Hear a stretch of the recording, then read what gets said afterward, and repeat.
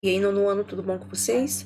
Nós vamos a uma aula agora de revisão. Nós vamos revisar todo o conteúdo visto no presencial e nas atividades não presenciais. Nós vimos os átomos, modelos atômicos, distribuição eletrônica e ligações químicas. Essa parte, assim, englobando a química. E eu vou falar um pouquinho de cada um deles para a gente poder revisar, para a gente dar início a uma nova matéria, ok? Então vamos lá, revisando a matéria desses últimos meses, ok? E vamos começar então com modelos atômicos. O que nós vimos de modelos atômicos? Nós vimos desde Aristóteles até chegar em Bohr. O que acontece? Aristóteles ele pensava que o átomo, né, não o átomo, mas a matéria, ela era formada por 4 elementos. Nós vimos que é ar, terra, fogo e água. Ele imaginava que esses 4 elementos formariam a matéria. Essa matéria, ele não imaginava que ela fosse indivisível. Então, deu-se o nome de átomo, porque átomo em grego é indivisível.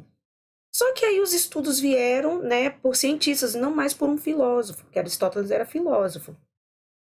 E aí deu-se o início Dalton. Dalton imaginava que o átomo ele era formado com uma bola maciça. Essa bola maciça era indivisível e ele imaginava que nós éramos formados, né? Nós, como eu digo, nós toda a matéria era formada por bolinhas maciças. Então veio Thomson.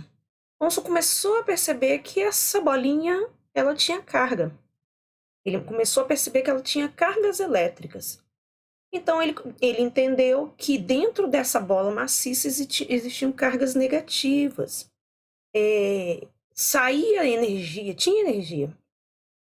Então outros cientistas foram estudando mais fundo e chegou Rutherford, que percebeu que além de ter carga negativa, tinha carga positiva. Porque ele fez um experimento e esse experimento mostrou que tinha um núcleo nesse átomo. E então veio Bohr. E que Bohr ele entendeu? Ele percebeu que, além de cargas positivas e negativas, tinha um nêutron que mantinha estável essa carga positiva e essa negativa. E ele percebeu que tinha uma eletrosfera ao redor desse núcleo. E então, Bohr, até aqui no nono ano, a gente pode trabalhar, né, esse modelo atômico, que é o modelo atômico que nós conhecemos hoje, que tem um núcleo onde tem prótons e nêutrons e a eletrosfera onde ficam os elétrons. Então, até aqui, a gente consegue fazer um resuminho dos modelos atômicos, ok? Agora nós vamos falar um pouquinho mais sobre o átomo, né? Os elementos químicos. A gente não pode falar um separado, né? Porque são relacionados, né? Então, nós sabemos que o átomo ele é formado por um núcleo, onde estão os prótons e os nêutrons. Nós sabemos também que ficam os elétrons que ficam, né, orbitando ao redor do núcleo. A carga do elétron ela é negativa, a carga do próton ela é positiva e a dos nêutrons ela é neutra. Então, nós sabemos que o átomo é em si um elemento químico, no seu estado fundamental. E nós sabemos que o elemento químico é um conjunto de átomos do mesmo número atômico. E esse número atômico é o que, gente? É a quantidade de prótons que tem dentro do núcleo do átomo. Então, o átomo, o elemento químico, ele é, em si, o número de prótons que tem dentro do núcleo. E aí a gente tem aqui que o número atômico, né, representado pela letra Z, é o número de prótons, né, e é o pezinho, né, o próton.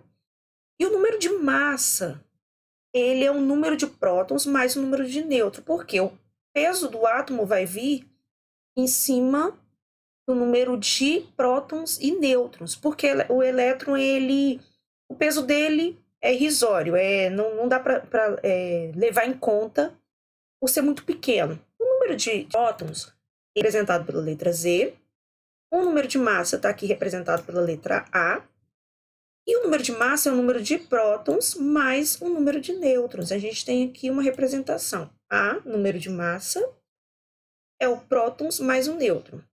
Ou a gente também pode exemplificar aqui o Z, que é o número de prótons, mais o N.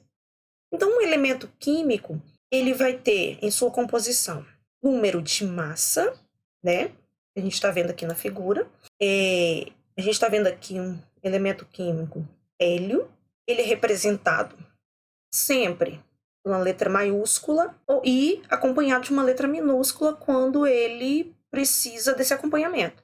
Para exemplificar, o hélio tem porque tem o hidrogênio que também é um H maiúsculo. Então, o hélio representa aqui o H maiúsculo e o E minúsculo. Então, todo elemento químico ele vai ser representado ou por uma letra maiúscula ou a letra maiúscula seguida de uma minúscula. Como nós vemos aqui na tabela periódica, nós observamos o quê? Que aqui nós temos o hidrogênio, aqui nós temos outro elemento químico, o lítio. Nós vemos que aqui o número de prótons dele é 3. A massa dele vem logo abaixo, exemplificando, mostrando o peso dele como elemento químico. Então, aqui nós estamos vendo a tabela periódica, exemplificando os metais, não metais, os representativos, os elementos de transição. Aqui, ó, os não metais, os gases nobres. Então, aqui nós estamos vendo que cada um deles, essa aqui no caso, ela representa o quê? Ela representa o que cada um deles é, na verdade. Não só a gente está vendo aqui o elemento químico, mas ela está mostrando no que a gente usa esse elemento químico. Como o lítio aqui, a gente usa em bateria de celular. Aqui o sódio, representado pela letra N maiúsculo e o A minúsculo. O sódio é aquele sal de cozinha que utilizamos para cozinhar. Então, a tabela periódica ela vai mostrar que todos os elementos eles representam algo no nosso dia a dia. E aí, o que acontece? O que nós observamos? Que o elemento químico, como nós vimos ali, nós exemplificando a tabela periódica, todo elemento químico ele vai ter em sua tabela o seu número de massa e o seu número de prótons. Para que a gente precisa saber o número de massa, o número de prótons, o número de elétrons? Isso aí, gente, é para nós entendermos como funciona os elementos químicos, como eles se comportam na tabela periódica. Tem um negocinho chamado regra do octeto. A regra do octeto é um átomo estável. Ele é estável quando ele adquire 8 elétrons na última camada. Então, todo átomo ele tende a partir para essa regra do octeto. Todo átomo só vai ser estável quando ele tiver 8 elétrons na última camada. Eu também falei nas outras aulas sobre os isótopos, isóbaros e isótonos.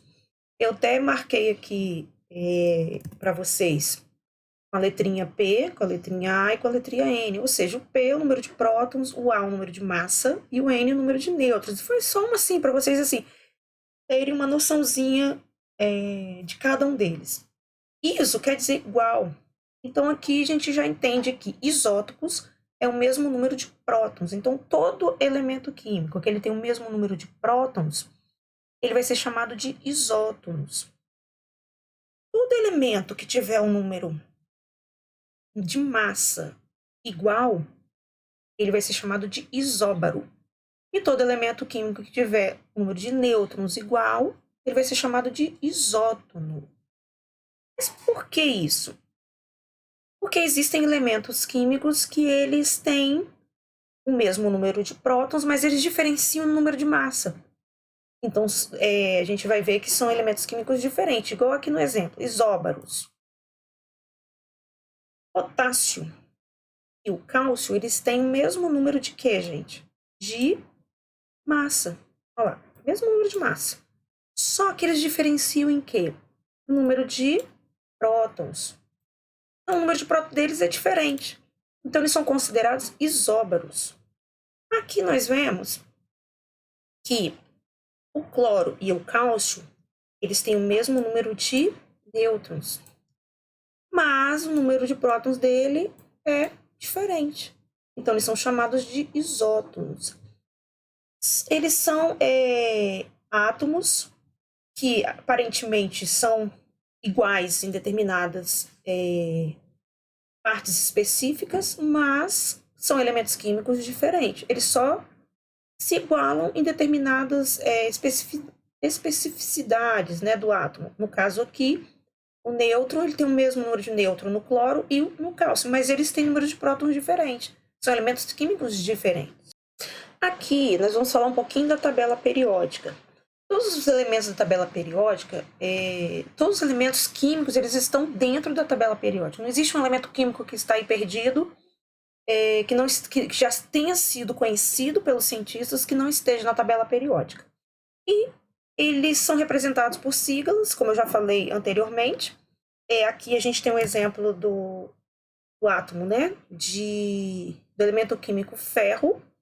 Na tabela periódica, vocês vão observar o número atômico, do ferro aqui é 26, o símbolo dele, F maiúsculo e um Ezinho minúsculo, o nome dele especificando que é ferro, o número de massa, né, a massa atômica dele aqui embaixo representada.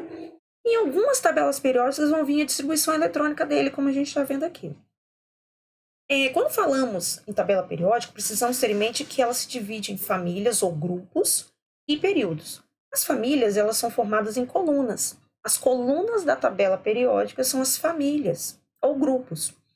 E as linhas são os períodos. Esses períodos são como a eletrosfera.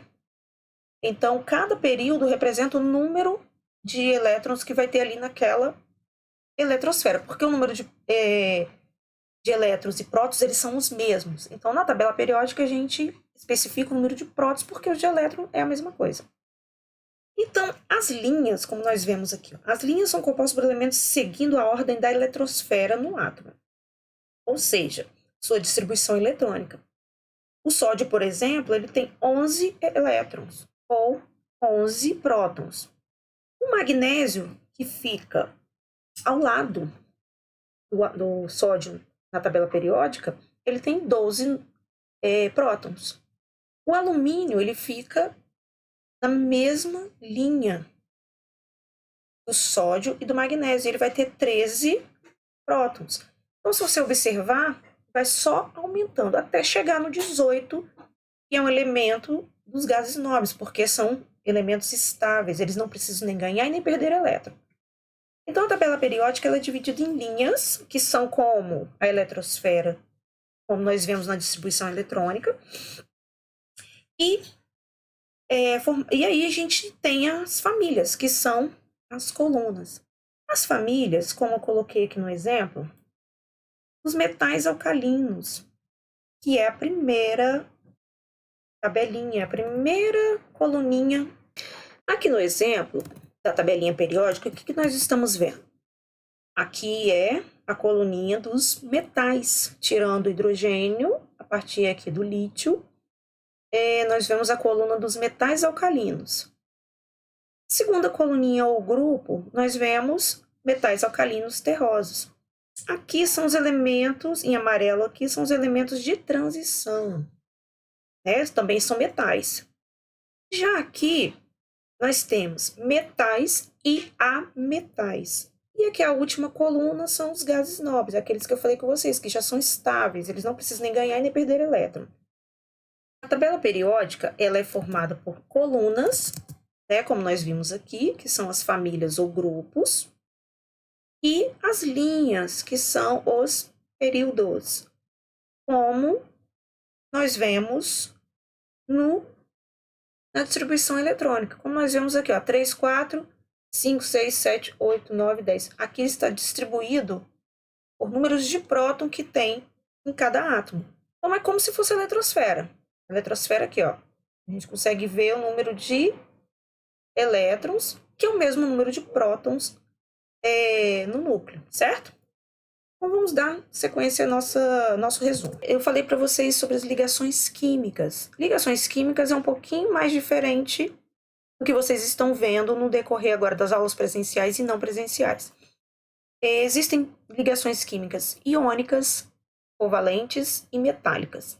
Seriam cada uma delas. Eu vou explicar um pouquinho cada uma delas e vamos tentando assim tirar as nossas dúvidas sobre cada uma delas, ok? Vamos lá. Ligações iônicas. As ligações iônicas, elas são geralmente ligações entre metais e ametais. Ou seja, quando eu mostrei para vocês as primeiras coluninhas da tabela periódica, ali são os metais.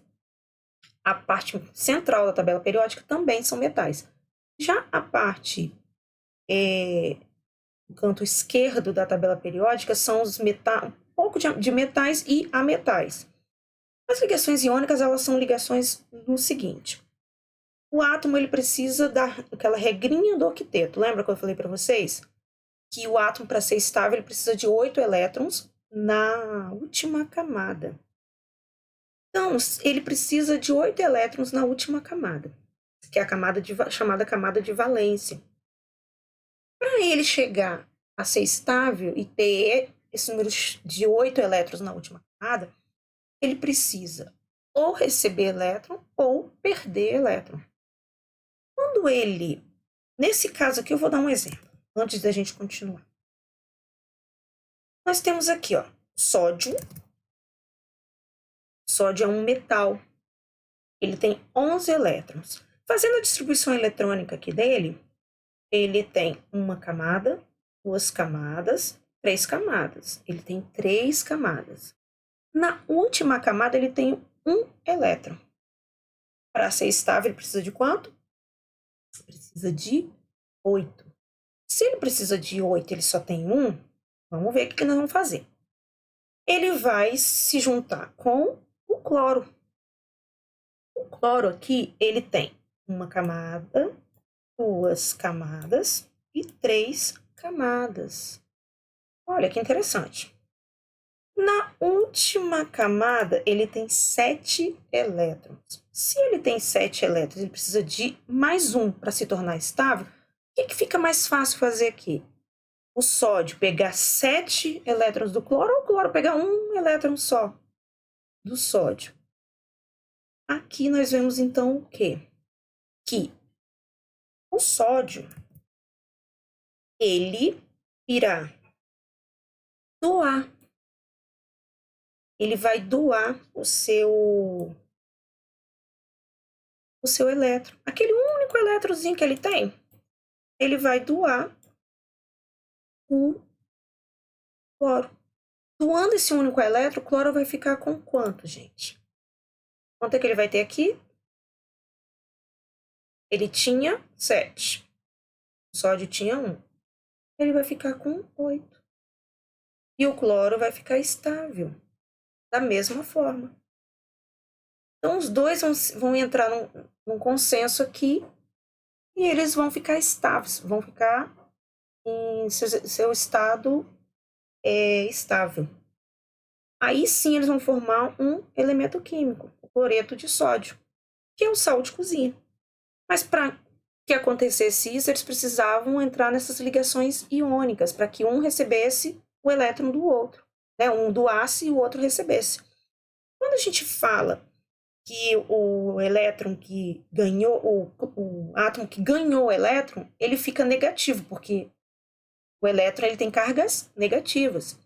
E aquele que doou o elétron, ele vai ficar positivo, porque ele perdeu carga negativa. Então, nós vemos aqui, o cloro, ele vai ficar o quê? Negativo. Então, nós chamamos ele de ânion. E o sódio, ele vai ficar positivo, porque ele doou um elétron. Então, nós chamamos ele de cátion. Então, até aqui, são as ligações iônicas. Nas ligações covalentes, o que nós vemos? Não há essa doação de elétrons nem esse recebimento de elétrons. O que ocorre é um compartilhamento. Eles vão compartilhar os elétrons que eles têm. No exemplo que nós temos da água, a gente pode até olhar o exemplo aqui do lado. Ou desse lado aqui, eu não sei onde vai ficar o exemplo. O que acontece? Nós temos 2 elementos químicos diferentes, né? Que é o oxigênio E o oxigênio, ele tem 6 números de próton. O hidrogênio, ele tem um número de próton. Para que eles alcancem essa estabilidade de ter 8 elétrons, o que eles fazem? Eles se juntam. O oxigênio, ele tem 6, ele vai precisar de quantos mais elementos químicos para alcançar 8 elétrons, ou 8 prótons? Ele vai precisar de mais 2 elétrons. O que ele vai fazer? Ele vai se juntar ao hidrogênio, que tem 1, então ele vai precisar de mais outro hidrogênio para formar 8 prótons, números de elétrons, né? Na sua composição. E é aí que a gente entra na fórmula da água, que é H2O. O H2 são 2 hidrogênios mais um elemento químico de um oxigênio. Então, o que são as ligações covalentes? São ligações que ocorrem entre átomos que não vão doar e nem receber elétrons. O que ocorre com eles? Eles vão se compartilhar, se juntar. Devido à diferença da baixa eletronegatividade entre os elementos ligantes. Eles não doam e nem recebem, eles compartilham elétron. E ocorre entre ametais com ametais, ocorre entre ametais e hidrogênio entre hidrogênio. Então, assim ocorrem as ligações covalentes, ok? As ligações metálicas, né, que é a nossa última das ligações químicas, ocorre entre metais e metais. Ocorre entre metais do grupo ou família dos alcalinos terrosos, metais alcalinos, entre os elementos representativos e de transição da tabela periódica. E ocorre essa ligação, o que explica o fato de os materiais metálicos no estado sólido serem ótimos condutores elétricos e térmicos. Além disso, as ligações metálicas possuem autoebulição e fusão. Isso aí nós sabemos que são as propriedades físicas da matéria. Nós vimos, então, também que é a ductibilidade, a maleabilidade e o brilho do metal. Então, eles têm essa propriedade específica pelo simples fato de eles se ligarem entre metais com metais. Aí eles vão ter essas propriedades específicas da matéria. Nós vimos uma aula anterior a essa. Então é isso. Nós vimos agora a revisão de todo o conteúdo presencial e não presencial, para que a gente possa entrar, depois dessa aula, em outra matéria chamada reações químicas. E a gente precisa entender essa parte de revisão que eu passei para vocês para poder fazer a nossa próxima matéria, certo? Então eu aguardo vocês na nossa próxima aula. Fiquem com Deus e até a nossa próxima aula.